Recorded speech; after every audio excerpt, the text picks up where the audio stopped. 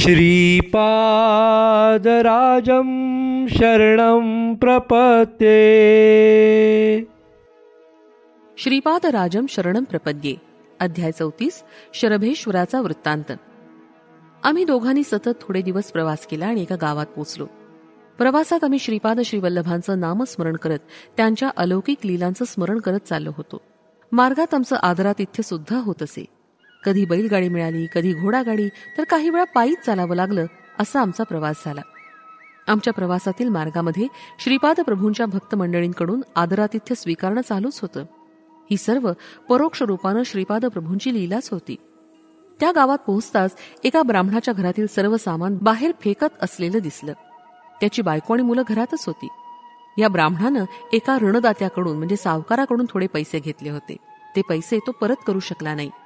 एके दिवशी त्या सावकारानं त्या ब्राह्मणास मार्गातच अडवलं आणि त्याच्या भोवती कोळशानं एक रिंगण करून त्याच्या रेघेच्या बाहेर येऊ नकोस असं बजावलं. किती दिवसात माझे पैसे परत करशील ते तुझ्या यज्ञोपविताची शपथ घेऊन सांग असं तो सावकार रागानं म्हणाला. मी आपले पैसे 2 आठवड्यात परत करीन असं ब्राह्मणाने आश्वासन दिलं. परंतु 15 दिवसात तो धनाची व्यवस्था करू शकला नाही. त्यामुळे त्याचा शब्द पाळला गेला नाही. मुदत संपल्यावर धन न दिल्यामुळे तो सावकार ब्राह्मणाचं घर रस्त्यावर आणत होता. ब्राह्मण, त्याची मुलं, पत्नी सगळेच उदास होऊन बघत होते. गावातील सगळे लोक तमाशासारखे बघत उभे होते. त्यांच्यापैकी कोणीही साहस करून त्या ब्राह्मणाला अजून थोड्या दिवसांची मुदत द्या असं म्हणाला नाही. श्रीपादांची भक्ती परीक्षा आणि भक्तांना तारणं. श्री धर्मगुप्तांना त्या ब्राह्मणाची अवस्था पाहून कीव आली. परंतु काही सहाय्य करावं तर हातात धन नाही. मी तर निर्धनच होतो. परंतु धैर्य करून म्हणालो, बाबा, या दुबळ्या ब्राह्मणावर दया करून अजून 2 महिन्याचा अवधी द्यावा. या अवधीत श्रीपाद श्रीवल्लभांच्या कृपा कटाक्षानं त्याचे कष्ट दूर होतील. थोडा शांतचित्तानं विचार करा. त्याचे कर्ज फेडण्याची जिम्मेदारी माझी आहे असं समजा. म्हणण्यास मी म्हणालो खरा, पण मनात अत्यंत भीती होती. त्यावर तो सावकार म्हणाला, बरे, तुमच्या शब्दावर विश्वास ठेवून मी याला 2 महिन्यांचा आणखी अवधी देतो. माझं धन पूर्ण फेटेपर्यंत तुम्ही दोघांनी इथून कुठे जाऊ नये. समजा माझं धन ठरलेल्या अवधी त्यानं परत नाही केलं तर याचं घर स्वाधीन करून घेईनच आणि मध्यस्थी केल्यामुळे तुम्हा दोघांना सुद्धा न्यायालयात देईन. तेव्हा न्यायाधीश जी शिक्षा देईल त्यास तुम्ही दोघंही तितकेच पात्र ठराल. दिलेल्या अवधीमध्ये मला किंवा धर्मगुप्ताला त्या ब्राह्मणाची रक्कम फेडणं असंभवच वाटत होतं. मागचा पुढचा विचार न करता, आपल्याला जमतं किंवा नाही याचा विचार न करता अविवेकानं मी शब्द दिला. असं अविचारानं वागल्यामुळं माझा मलाच तिटकार आला. यात श्रीपादांना दोष देणं बरोबर नव्हतं. माझ्याबरोबर बिचाऱ्या धर्मगुप्ताला मी संकटात टाकलं. हे आणखीन एक पापच घडलं. जिभेला नियंत्रण नसल्यानं किती अनर्थ झाला याचं हे ज्वलंत उदाहरण होतं. परंतु प्रभूंची लीला अपार आहे, तिला अंतच नाही. अशा परिस्थितीत प्रभूवरील भक्ती दृढ होते किंवा मानव भक्तिरहित होतो. धर्मगुप्त मात्र निश्चिंत होते. ते म्हणाले, शंकर भट्टा, घडलेल्या घटनेचा विचार करू नये. झालेल्या, होत असलेल्या आणि पुढे होणाऱ्या घटना म्हणजे भूत, वर्तमान आणि भविष्य हे सारच प्रभूंची लीला आहे. आपलं ब्रह्मलिखित जे आहे तेच होणार, ते तर चुकणारच नाही.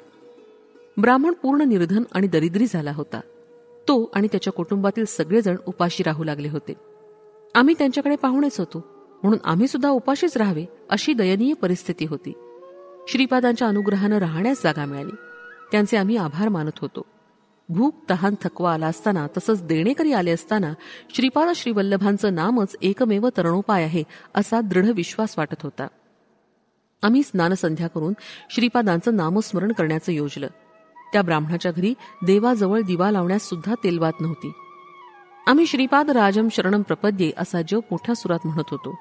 घरातील सारी मंडळी सुद्धा आमच्याबरोबर हा मंत्र उच्चारत होते. शेजार पाजारचे आबालवृद्ध लोक जमा झाले आणि भक्तिभावानं नामस्मरण करू लागले. ब्राह्मणाच्या घरी एक शेतकरी आलाय. ब्राह्मणाचं कर्ज फेडण्याची जबाबदारी त्यानं घेतली आहे. तेवढ्या काळात सर्वत्र बातमी पसरली की मी कुठल्या तरी महापुरुषांचा शिष्य आहे आणि माझ्या दैवी शक्तीनंच ब्राह्मणाचं देणं देण्यासाठी सिद्ध झालो आहे असा त्यांचा समज झाला. मी फार मोठा ज्योतिषी आहे असा साऱ्या गावात त्यांनी प्रचार केला.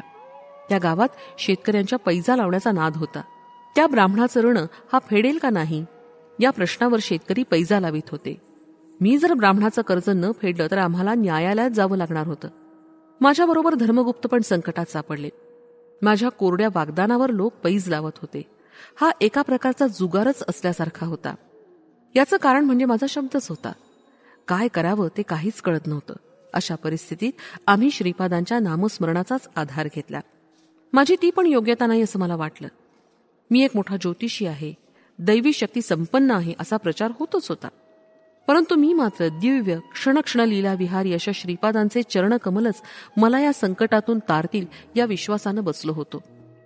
सत्यम विधातुम निजभृत्य भाषितम या नारद मुनींनी श्री महाविष्णूला सांगितलेल्या वाक्याचं स्मरण झालं.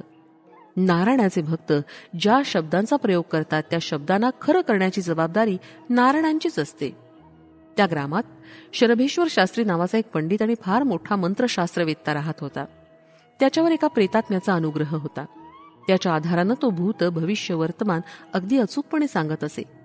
पैज लावलेले शेतकरी शरभेश्वराकडे आपल्या पैजेचं काय होईल याचा उलगडा करण्यास गेले. ब्राह्मण धन परत करू शकणार नाही असं त्या प्रेतात्म्यानं सांगितलं.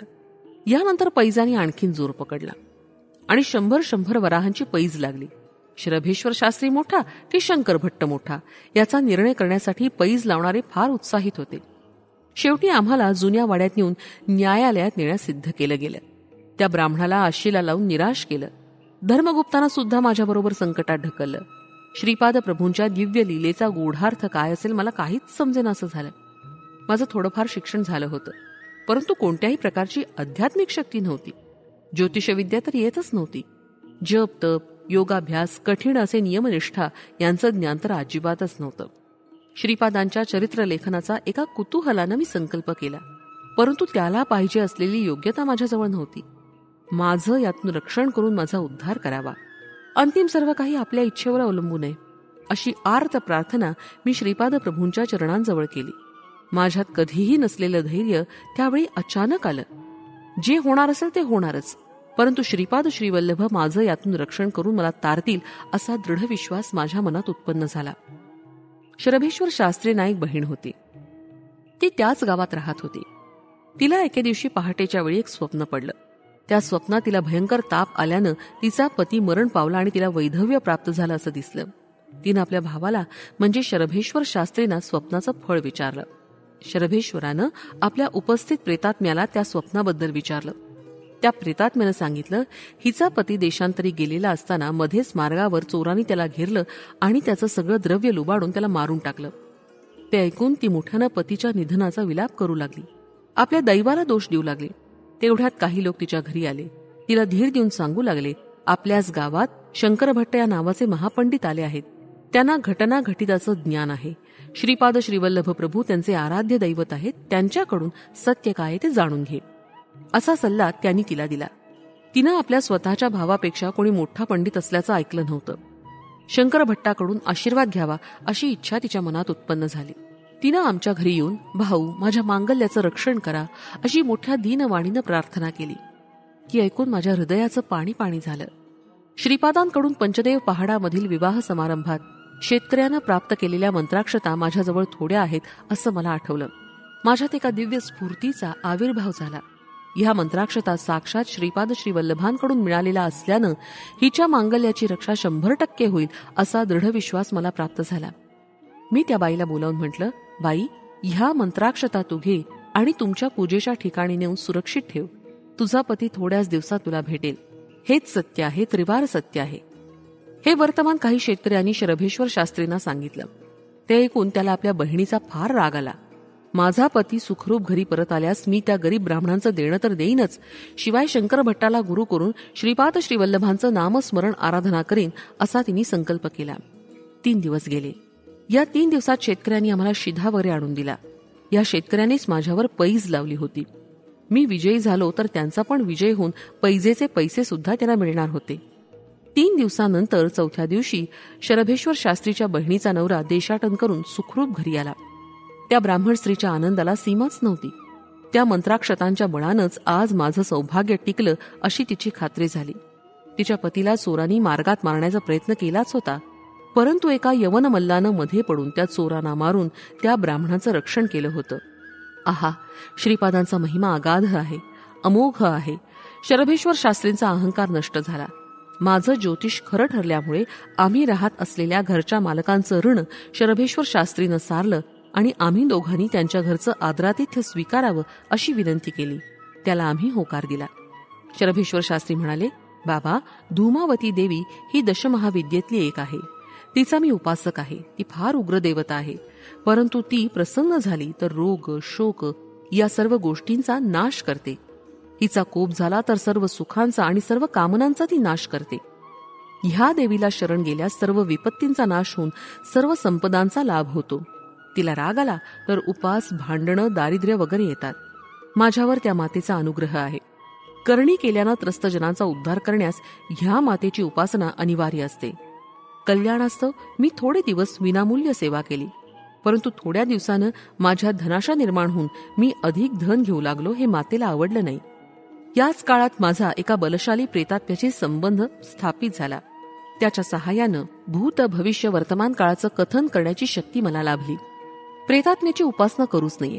उपासना केलीच तर त्याच्या शक्तीमुळे मिळालेलं धन प्रजासेवेसाठी गरिबांना, निर्धनांना दान द्यावं. तसं केल्यास प्रेतात्मा नेहमी आपल्या स्वाधीन राहतो. असं न केल्यास तो प्रेतात्मा चुकीचं भविष्य सांगतो आणि त्याच्या साधकांचा अपमान होण्याची परिस्थिती निर्माण करून त्याला निर्धन करतो. एवढंच नव्हे तर जीवासुद्धा धोका असतो. स्वार्थानं वागल्यास आपल्यातील पुण्य राशींचा क्षय होतो. मग तो प्रेतात्मा आपल्यासाठी कष्टांचे डोंगर रचतो. त्यातून बाहेर पडणं सोपं नसतं. मी अविवेकानं धनार्जन केलं आणि नेहमी स्वार्थच पाहत होतो. त्यामुळेच त्या प्रेतात्म्यानं चुकीचं भविष्य कथून मला संकटात टाकलं आणि माझा अपमान पण झाला. आजपासून तुम्हीच माझे गुरु आहात. कृपा करून आपण मला आपला शिष्य म्हणून स्वीकारावं ही नम्र विनंती. त्यावर मी म्हणालो, बाबा, या प्रपंचाचे, या सृष्टीचे गुरुत्व श्रीपाद श्री वल्लभांनाच आहे. त्यांच्याशिवाय दुसरे गुरु कोणीही नाही. मी अहंकारानं जर गुरुत्व पत्करलं तर तुझ्या अपमानापेक्षा आणखीन दुसरं काही मला भोगावं लागेल. आम्ही कुरुगड्डीहून येतेवेळी दशमहाविद्यांचं संक्षिप्त वर्णन श्रीपादाने केलं.